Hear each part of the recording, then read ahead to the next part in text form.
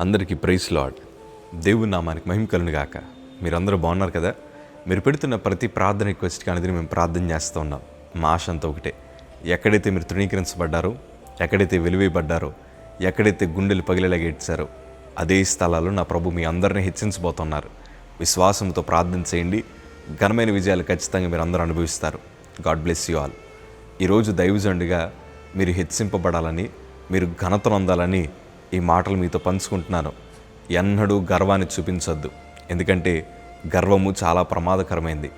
నా బ్రతుకు కూడా గర్వం వచ్చిన తర్వాతే నేను నాశనం అవడం ప్రారంభించాను.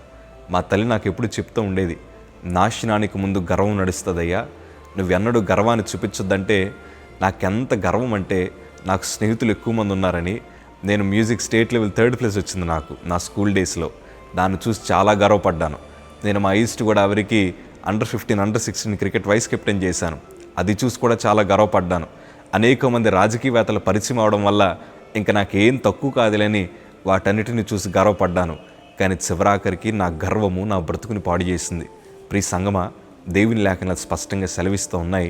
సామెతల గ్రంథం 29వ అధ్యాయము 23వ మాట చదవగలిగితే, ఎవని గర్వము వారిని తగ్గించును, వినయ మనస్సుకుడు ఘనతనందును.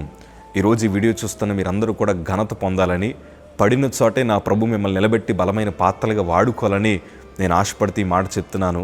రాబో దినాల్లో నా ప్రభు మీ అందరినీ హెచ్చించబోతున్నారు. ఇన్నాళ్ళు ఒంటరిగా బ్రతికిన మిమ్మల్ని బలమైన జనముగా నా ప్రభు మార్చబోతున్నారు. ఇన్నాళ్ళు కొరతల మధ్యన జీవించిన మీ జీవితాలని దేవుడు సమృద్ధికరంగా మార్చబోతున్నారు. ఉద్యోగాలు లేని వారికి దేవుడు ఉద్యోగాలు దయచేయబోతున్నారు. గర్భఫలం లేని వారికి దేవుడు గర్భఫలం దయచేయబోతున్నారు. ఇన్నాళ్ళు అద్దెంట్లో బ్రతికిన వారికి దేవుడు సొంత గృహాలను దేవుడు ఇవ్వబోతున్నారు. కానీ నేను అంటాను, ప్రభు మిమ్మల్ని హెచ్చించే కొద్దీ మిమ్మల్ని మీరు తగ్గించుకోగలిగితే నా ప్రభు మిమ్మల్ని ఇంకా బలముగా హెచ్చించడానికి నా ప్రభు ఆశపడుతున్నారు. ప్రియ సంగమా, మరొకసారి హెచ్చరిస్తున్నాను, గర్వము ఎన్నడూ మీ జీవితంలోకి రానివ్వకండి. అసలు దావీదు అంత ఉన్నతంగా వాడబడ్డం గల కారణం ఏంటో తెలుసా? అతడు సింహాసనం మీద కూర్చున్నప్పుడు కూడా ఈ మాట అన్నాడు, ప్రభా, ఇంతగా నన్ను హెచ్చించుటకు నేను ఏపాటి వాడినయ్యా? సింహాసనం మీద కూర్చుని అంత భాగ్యవంతు నేను కాదు, అయినను ఈ పెంట కుప్పల మీద ఉండేవాడిని సింహాసనం మీద కూర్చోబెట్టినందుకు నీకు వందనాలే అని దావీదు తను తగ్గించుకొని ప్రభుత్వంలో ఎదిగాడు. గనకే బలమైన ఆశీర్వాదాలు అతను చూడగలిగాడు. ఈరోజు నేను అంటాను, మనం ఎంత తగ్గించుకుంటే ప్రభు మనల్ని అంత హెచ్చిస్తారు. ఈరోజు చిన్న చిన్న విషయాలకు మనం గర్వపడుతూ ఉంటాం. కాస్ట్లీ ఫోన్ కొనుక్కుంటే గర్వం, బండి కొనుక్కుంటే గర్వం, ఇల్లు కట్టుకుంటే గర్వం. కొంతమంది చూడండి, ఆశీర్వాదాలు రాకముందు వారి జీవితాలు ఒకలా ఉంటాయి, ఆశీర్వాదాలు వచ్చాక ఇంకెన్నడూ మందిరాల్లో కనిపించరు. ఏమన్నా అంటే కొంచెం పొగరుతో మాట్లాడతారు, మాకేం తక్కువ, మేమెందుకు కింద కూర్చుంటాం, మేమెందుకు మందిరానికి రావాలని ఇట్లాంటి మాటలు మాట్లాడుతూ ఉంటారు. కానీ నేను అంటాను, వారి గర్వమే వారి పతనానికి కారణమవుతూ ఉంటుంది. ఎందుకంటే నాశనానికి ముందు గర్వము నడుచును.